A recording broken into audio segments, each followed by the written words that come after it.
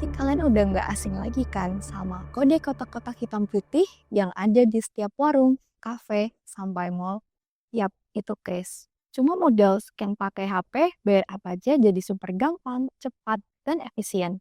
Tapi sadar nggak sih kalau kemudahan yang kita nikmati ini berpotensi jadi mimpi buruk buat raksasa ekonomi dunia Amerika Serikat?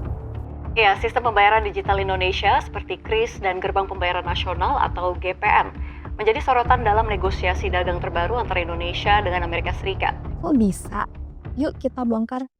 Apa itu KRIS? Singkatnya, KRIS atau Quick Response Code Indonesian Standard itu adalah standar QR nasional yang diluncurkan oleh Bank Indonesia dan Asosiasi Sistem Pembayaran Indonesia. Dulu, setiap e-wallet atau mobile banking punya QR code sendiri-sendiri. Bikin ribet kan? Nah, dengan Kris cukup satu QR code bisa di-scan oleh berbagai aplikasi pembayaran. Super praktis kan? Nah, untuk ngerti kenapa Kris bisa jadi ancaman, kita harus lihat dulu siapa yang menguasai sistem pembayaran global saat ini. Selama puluhan tahun, pembayaran global didominasi oleh perusahaan-perusahaan Amerika. Sebut saja Visa, Mastercard, PayPal, sampai raksasa teknologi seperti Apple Pay dan juga Google Pay. Mereka ini seperti penjaga gerbang transaksi digital dunia. Setiap kita gesek kartu atau klik bayar, sebagian kecil uang dan data kita mengalir ke mereka. Lalu, di mana letak mimpi buruknya buat Amerika? Ini dia alasannya. Yang pertama, Kris menantang dominasi dan potensi deplatformisasi.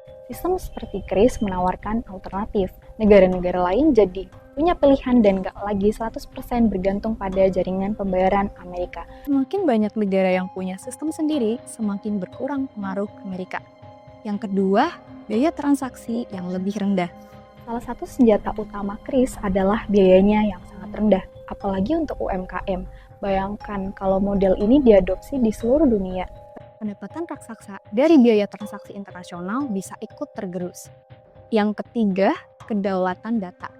Ini poin paling krusial. Dengan Kris, data transaksi orang Indonesia tetap aman di dalam negeri. Beda dengan sistem global yang datanya seringkali mengalir ke server di Amerika.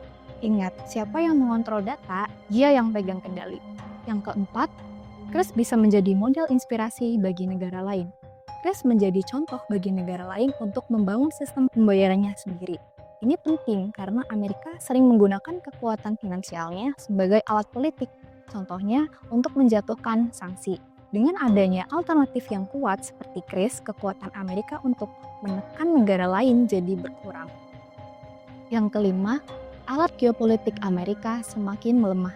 Selama ini, Amerika sering pakai dominasi keuangannya sebagai senjata geopolitik, misalnya untuk menjatuhkan sanksi. Kalau banyak negara punya sistem pembayaran independen seperti Kris, senjata itu jadi kurang ampuh. Oke, kedengarannya seru ya, tapi apakah Kris bakal langsung meruntuhkan dominasi Amerika? Tentu tidak secepat itu. Pasar Amerika itu raksasa dan sistem mereka sudah mengakar kuat. Selain itu, fokus Kris saat ini masih domestik, walaupun sudah mulai merambah ke negara tetangga seperti Thailand, Malaysia, dan Singapura. Jadi, Kris bukan hanya sekedar kode QR, ini adalah simbol pergerakan baru. Negara-negara termasuk Indonesia mulai mengambil alih kendali. Mereka membangun sistem keuangan sendiri yang lebih murah dan bisa dipakai oleh semua orang. Bagi Amerika, ini mungkin bukan mimpi buruk, tapi ini jelas sebuah alarm yang menguji dominasi mereka selama ini. Peta permainan global sedang digambar ulang, dan semua pemain harus siap beradaptasi. Kris adalah bukti nyata bahwa inovasi Indonesia bisa memberikan dampak signifikan. Ini adalah cerita tentang bagaimana teknologi bisa memberdayakan sebuah bangsa dan mengubah peta kekuatan ekonomi global. Nah, menurut kamu gimana? Apakah Kris benar-benar ancaman serius bagi dominasi finansial Amerika atau hanya persaingan bisnis biasa? Tulis pendapatmu di kolom komentar ya.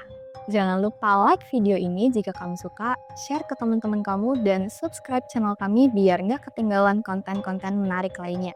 Terima kasih sudah menonton, sampai jumpa di video berikutnya.